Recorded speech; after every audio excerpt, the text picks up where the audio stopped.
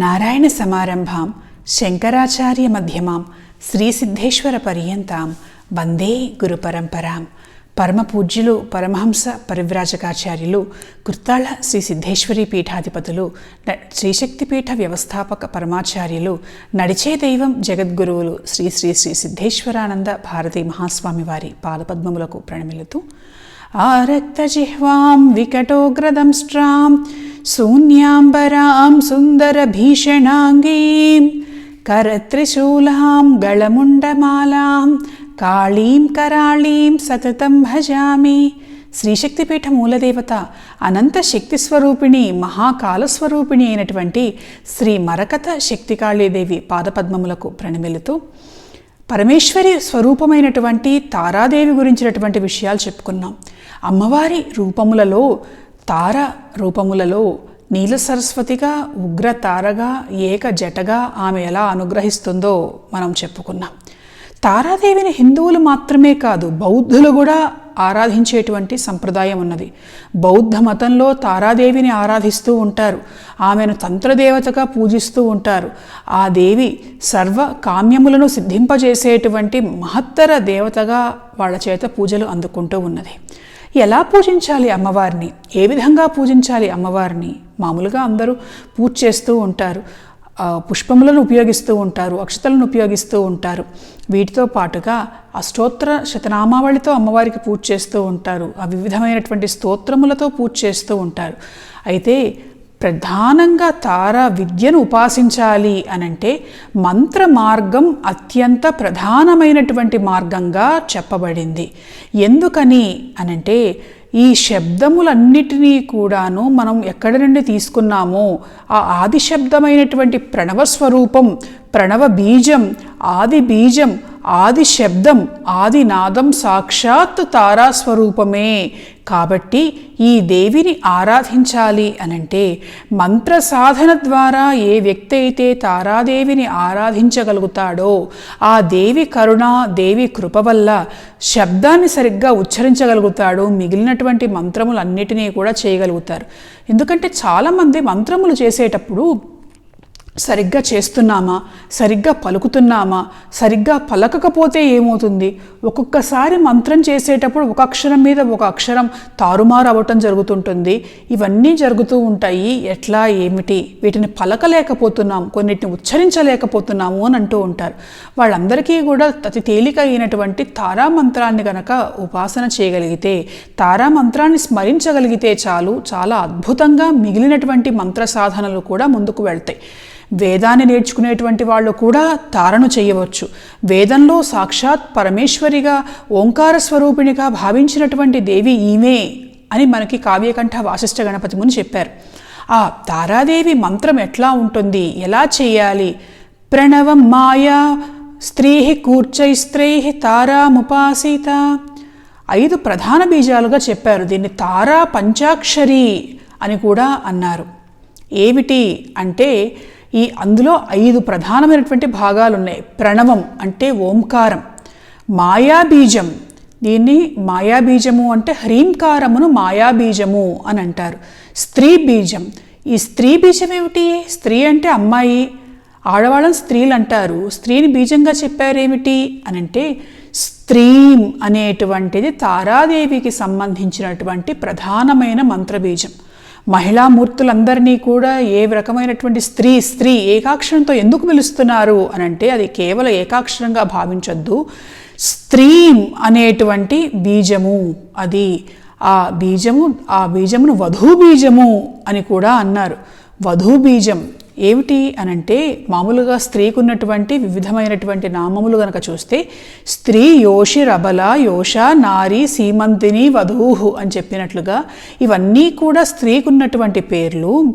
వధూ అంటే ఊహ్యతే పరిమళేన వధూహు అని చెప్పినట్లుగా వధు అనేటువంటి శబ్దం ఒక పరిమళం, ఒక సుగంధం చేత వహించబడినది.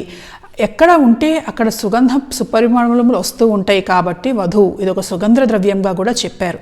అది కాకుండా ఊహ్యతే భర్తేతి వధూహు, భర్త చేత వహించబడుచున్నది కాబట్టి వధువు అంటే కొత్త పెళ్లి కూతుర్ని నూతన వధువు అంటుంటారు, వధువు అని అంటుంటారు. ఏమిటి అంటే ఈమె భర్త చేత వహించబడేటువంటి స్త్రీమూర్తిని వధువు అని చెప్పారు. ఈ వధువు బీజము అంటే చాలా శుభంకరమైనటువంటిది. స్త్రీ అనేటువంటి ఒక శబ్దాన్ని ఉచ్చరిస్తే చాలు, అక్కడ ఒక అద్భుతమైనటువంటి కంటికి కనిపించినటువంటి మనుషులో తెలుసుకోలేనటువంటి ఒక మహత్తరమైనటువంటి మంత్ర పరిమళం అక్కడంతా కూడా శబ్ద తరంగాల స్వరూపంలో అక్కడ ప్రవహిస్తూ ఉంటుంది. అటువంటి స్త్రీ అనేటువంటి బీజానికి మూలశక్తి తారాదేవి.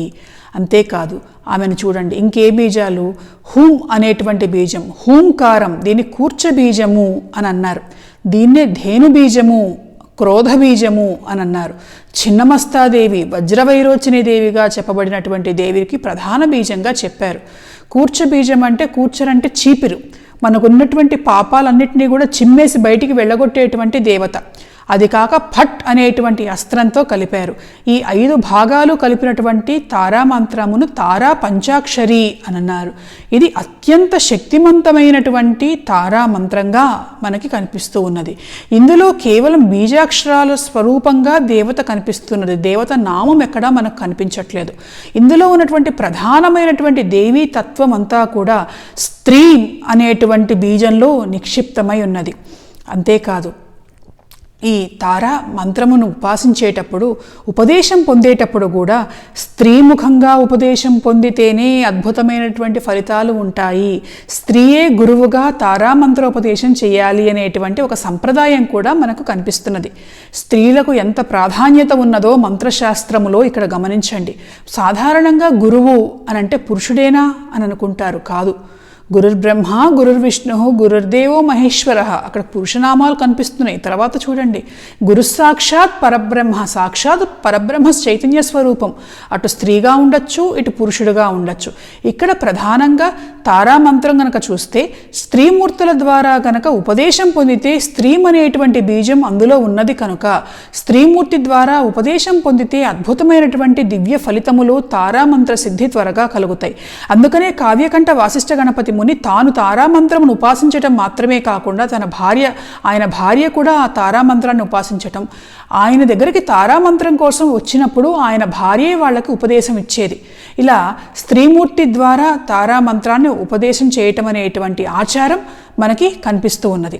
ఈ 5 బీజాక్షరములతో తారా పంచాక్షరి మంత్రంగా చేయొచ్చు.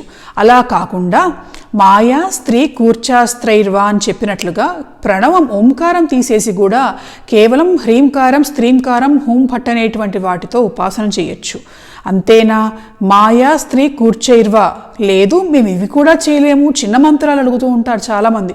3 అక్షరాల మంత్రం, ఏకాక్షర మంత్రం, ఇవి కూడా చేస్తే ఫలితం వస్తుందా? ఇదిగో చెయ్యండి, ఇక్కడ కనిపిస్తూ ఉన్నది.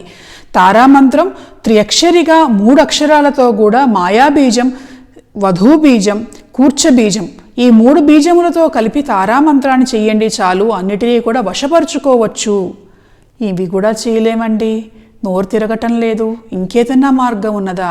శుద్ధేన ప్రణవేనవా, శుద్ధ ప్రణవం ఓంకారాన్ని తారారూపంగా భావించండి. కేవలం ఓంకారాన్ని శివప్రణవంగానో అమ్మవారి ప్రణవంగానో కాకుండా తారారూపంగా భావించి గనక ఉపాసిస్తే తారాదేవి అనుగ్రహం పరిపూర్ణంగా లభిస్తుంది. యద్భావం తద్భవతి, ఏది భావిస్తామో అదే ఉంటుంది. తారగా భావిస్తే తారగా ప్రణవం అన్ని రక్షిస్తుంది, పరమేశ్వరుడుగా భావిస్తే పరమేశ్వర తత్వంగా స్వామి రూపంలో రక్షిస్తుంది, ఉమాస్వరూపంగా భావిస్తే ఉమాదేవిగా రక్షిస్తుంది. అలా కాదు, నిర్గుణం నిరాకార పరబ్రహ్మ చైతన్య స్వరూపానికి కేవలం ప్రతీకగా భావిస్తే బ్రహ్మతత్వం మనకు తెలిసేటట్లుగా చేస్తుంది. కాబట్టి తారాదేవిని ఓంకార స్వరూపిణిగా భావించి ఉపాసన చేయవచ్చు. అంతేకాదు, మనస మంత్రానుసంధాన దవ్యక్త శబ్దనిష్ట, మనస్సు ఉన్నది, ఆ మనసులో మనం గనక మంత్రం చేస్తూ ఉంటే, మామూలుగా బయటికి చదువుతాం మంత్రాలు, బయటికి చదివేటప్పుడు చక్కగా ఉచ్చరించగలుగుతాం. కానీ మంత్ర జప విధానములో కూడా బయటికి చెప్పటం మాత్రమే కాకుండా మానసికంగా చేసేటువంటి జపం ఉన్నది, మనస్సులో చేసుకోవటం. మరి మనస్సులో మంత్రం అనుకుంటున్నప్పుడు మనం సరిగ్గానే ఉచ్చరిస్తున్నామా?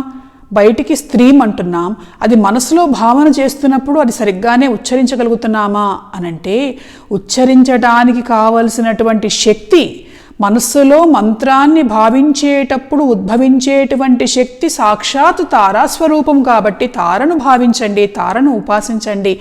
మనస్సులో కూడా మంత్రములు మానసికంగా అద్భుతంగా జపం చేసి మంత్రసిద్ధిని పొందొచ్చు. స్వస్తి.